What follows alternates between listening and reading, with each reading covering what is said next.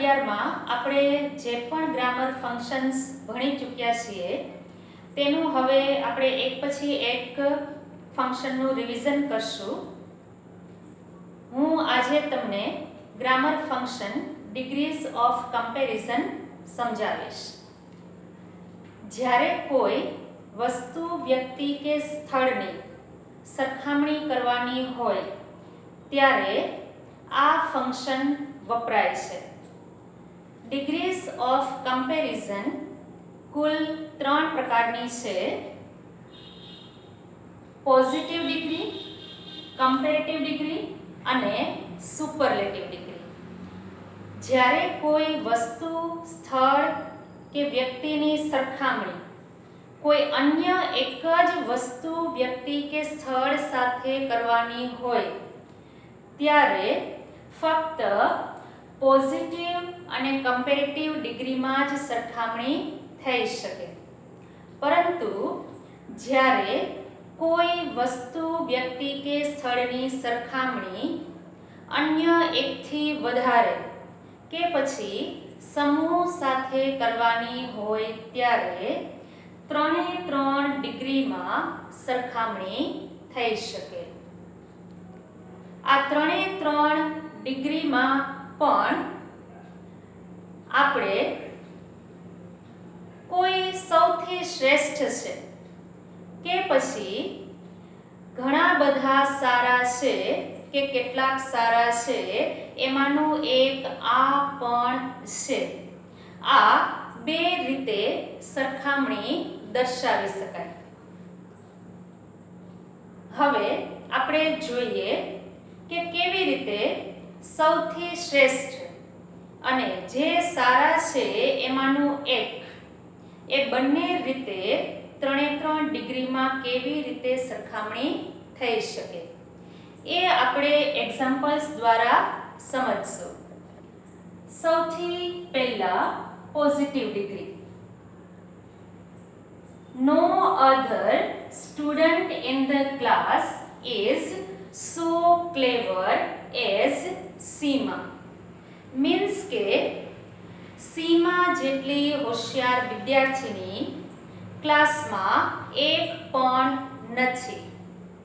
તો અહીંયા આપણે સીમા સૌથી વધારે હોશિયાર છે એવું બતાવીએ છીએ, સૌથી શ્રેષ્ઠ છે એવું બતાવીએ છીએ. Very few students in the class are as clever as Nisha. Nisha જેટલી હોશિયાર વિદ્યાર્થીનીઓ ક્લાસમાં ખૂબ જ ઓછી છે. નિશા બધાથી હોશિયાર નથી, પરંતુ જેટલી હોશિયાર વિદ્યાર્થીનીઓ છે જે ખૂબ જ ઓછી છે એમાંની એક નિશા પણ છે. હવે એ જ રીતે કમ્પેરેટિવ ડિગ્રીમાં આપણે એક્ઝામ્પલ સાથે જોઈએ. The peacock is more beautiful than any other bird. કોઈ પણ પક્ષી કરતા મોર વધારે સુંદર છે. તો આપણે અહીંયા શું બતાવીએ છીએ? મોર સૌથી વધારે સુંદર છે. Another example, the parrot is more beautiful than many other birds. કે most other birds. મીન્સ કે મોટા ભાગના પક્ષીઓ કરતા પેરટ વધારે સુંદર છે.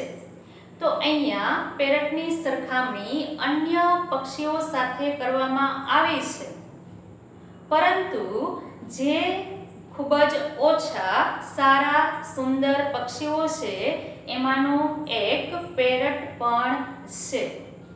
તો આ રીતે આપણે સુપરલેટિવ ડિગ્રીમાં પણ જોઈએ બંને રીતે કેવી રીતે સરખામણી થાય. Simla is the coolest hill station in India. Shimla ભારતનું સૌથી ઠંડુ હિલ સ્ટેશન છે. સિમલા ભારતનું સૌથી ઠંડુ હિલ સ્ટેશન છે. મીન્સ કે ભારતમાં સિમલા સૌથી વધારે ઠંડુ છે. one of the coolest hill stations in India. જ્યારે ઊટી ભારતનું એક ઠંડુ હિલ સ્ટેશન છે. તો અહીંયા જે ઠંડા હિલ સ્ટેશન્સ છે એમાંનું એક ઊટી છે. તો આ રીતે 3 ડિગ્રીમાં આપણે એકની સરખામણી જ્યારે સમૂહ સાથે કરવાની હોય ત્યારે આપણે એ સરખામણી બે રીતે કરી શકીએ. એક તો સૌથી સારું છે અને બીજું જે થોડા સારા છે એમાંનું એક આ પણ છે. હવે આપણે આ એક્ઝામ્પલ સાથે જ આ ફંક્શનની વાક્ય રચના સમજીએ. હવે આપણે જોઈએ કે જે વસ્તુ અહીંયા આપણે જોઈએ છીએ એક્ઝામ્પલમાં કે જે વસ્તુની સરખામણી, વસ્તુ કે વ્યક્તિ કે સ્થળ એની સરખામણી પોઝિટિવ ડિગ્રીમાં કરીએ છીએ ત્યારે એ વસ્તુ, વ્યક્તિ કે સ્થળનું નામ વાક્યમાં છેલ્લે આવશે. જુઓ, સીમા, નિશા. પરંતુ કમ્પેરેટિવ અને સુપરલેટિવ ડિગ્રીમાં જેની સરખામણી આપણે કરવાની છે એનું નામ વાક્યની શરૂઆતમાં આવશે. જુઓ, the peacock, the parrot, Simla, Ooty. અને બીજું કે કોઈ પણ વસ્તુ કે વ્યક્તિની સરખામણી આપણે જેની સાથે કરીએ છીએ એ નાઉન પોઝિટિવ ડિગ્રીમાં વાક્યની શરૂઆતમાં આવશે, જ્યારે કમ્પેરેટિવ અને સુપરલેટિવ ડિગ્રીમાં જેની સાથે સરખામણી થઈ છે એ વાક્યમાં પાછળ આવશે. જુઓ, બર્ડ, હિલ સ્ટેશન. અને જે ફરીથી આપણે પોઝિટિવ ડિગ્રીથી લઈએ, જ્યારે પોઝિટિવ ડિગ્રીમાં જે વિશેષણ છે એનું મૂળ રૂપ આવશે અને તેમાં પણ જો એ નેગેટિવ સેન્ટેન્સ છે, હા, પોઝિટિવ ડિગ્રીમાં આપણે સરખામણી કરીએ છીએ અને જો એ નેગેટિવ સેન્ટેન્સ છે તો શું વિશેષણ એઝ મૂકવામાં આવશે, અને જો એ પોઝિટિવ સેન્ટેન્સ છે તો એઝ વિશેષણ એઝ.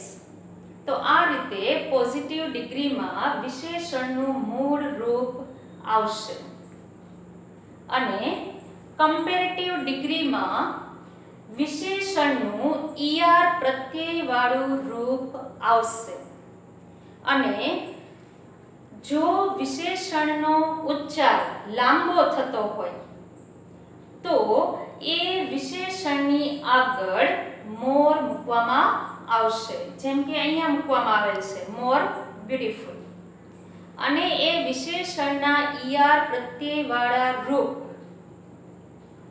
પછી વિશેષણની પહેલા મોર આપણે મૂક્યું હોય તો એના પછી ધેન આવશે, THAN, ધેન. અને સુપરલેટિવ ડિગ્રીમાં વિશેષણનું EST વાળું રૂપ આવશે.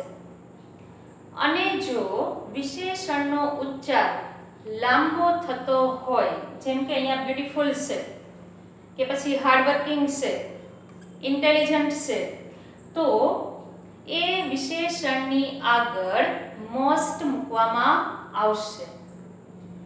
સુપરલેટિવ ડિગ્રીમાં વિશેષણનું EST પ્રત્યયવાળું રૂપ એની આગળ અને મોસ્ટ ની આગળ આર્ટિકલ ધ મૂકવામાં આવશે. તો અહીંયા સુપરલેટિવ ડિગ્રીમાં વિશેષણના રૂપ આગળ આર્ટિકલ ધ આવશે. તો આ રીતે આપણે જોયું કે 3 ડિગ્રીમાં વિશેષણ મહત્વનું છે. પોઝિટિવ ડિગ્રીમાં મૂળરૂપ આવશે, કમ્પેરેટિવ ડિગ્રીમાં ER પ્રત્યયવાળું અથવા વિશેષણની આગળ મોર મૂકવામાં આવશે અને સુપરલેટિવ ડિગ્રીમાં EST પ્રત્યયવાળું અથવા એની આગળ મોસ્ટ મૂકવામાં આવશે. હજી આપણે બરાબર આ રચના સમજીએ. પોઝિટિવ ડિગ્રીમાં જ્યારે આપણે એવું બતાવવું છે કે સૌથી શ્રેષ્ઠ છે એવું બતાવવું છે, પછી એ પોઝિટિવ હોય, કમ્પેરેટિવ હોય કે સુપરલેટિવ હોય, જ્યારે આપણે એવું બતાવવું છે કે સૌથી શ્રેષ્ઠ છે ત્યારે જેની સાથે સરખામણી થઈ છે એ એકવચનમાં આવશે. અને જ્યારે આપણે એવું બતાવવું છે કે ઘણા બધા શ્રેષ્ઠ છે એમાંનું એક આ પણ છે, ત્યારે એ જે નાઉન છે એ બહુવચનમાં આવશે. જુઓ, સ્ટુડન્ટ્સ, બર્ડ્સ અને હિલ સ્ટેશન્સ. અને પોઝિટિવ ડિગ્રીમાં જ્યારે આપણે બતાવવું છે કે સૌથી શ્રેષ્ઠ છે તો વાક્યની શરૂઆતમાં નો અધર આવશે અને ક્રિયાપદ એકવચનમાં આવશે. વાક્યની શરૂઆતમાં નો અધર, જેની સાથે સરખામણી થઈ છે એકવચનમાં અને ક્રિયાપદ પણ એકવચનમાં.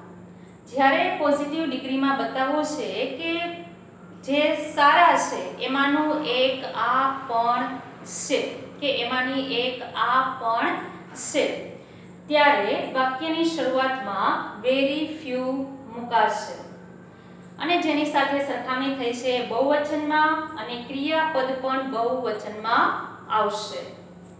અને કમ્પેરેટિવ ડિગ્રીમાં જ્યારે આપણે બતાવવું છે કે એ સૌથી સારું છે, શ્રેષ્ઠ છે, ત્યારે ધેન પછી એની અધર આવશે. અને જ્યારે આપણે બતાવવું છે કે જે સારા છે એમાંનું એક છે ત્યારે એ ધેન પછી મેની અધર આવશે. એ જ રીતે સુપરલેટિવ ડિગ્રીમાં જ્યારે આપણે બતાવવું છે કે એ સૌથી શ્રેષ્ઠ છે, સરખામણી કરીએ છીએ અને આપણે એવું કહેવું છે કે આ સૌથી શ્રેષ્ઠ છે, સૌથી સારું છે, ત્યારે તેમાં વન ઓફ આવશે નહીં. જ્યારે આપણે એમ કહેવું છે કે સારા છે એમાંનું એક છે, ત્યારે એમાં વન ઓફ ધ પછી સુપરલેટિવ વિશેષણનું સુપરલેટિવ ડિગ્રીનું રૂપ આવશે. નાઉ સ્ટુડન્ટ્સ, હું તમને કેટલાક નામ આપું છું. તમારે તેની સરખામણી કોની સાથે કરવાની છે અને કયા વિશેષણનો ઉપયોગ કરવાનો છે, જેના આધારે તમારે આ ફંક્શનનો ઉપયોગ કરીને પોઝિટિવ, કમ્પેરેટિવ અને સુપરલેટિવ ડિગ્રીમાં સેન્ટેન્સ બનાવવાનો પ્રયત્ન કરવાનો છે. Write down. Aamir Khan hero famous. Gold, metal, precious. Means કે ગોલ્ડની સરખામણી અન્ય મેટલ સાથે કરવાની છે અને વિશેષણનો ઉપયોગ કરવાનો છે precious. Then leopard, animal, cruel. The Sardar, leader, strong. Swimming, exercise, good. તો આ જે શબ્દો મેં તમને આપ્યા છે, ફ્રેઝીસ, એનો ઉપયોગ કરીને તમે આ 3 ડિગ્રીમાં સેન્ટેન્સ બનાવવાનો પ્રયત્ન કરો. આ તમારી પ્રેક્ટિસ માટે છે. Good luck. Thank you.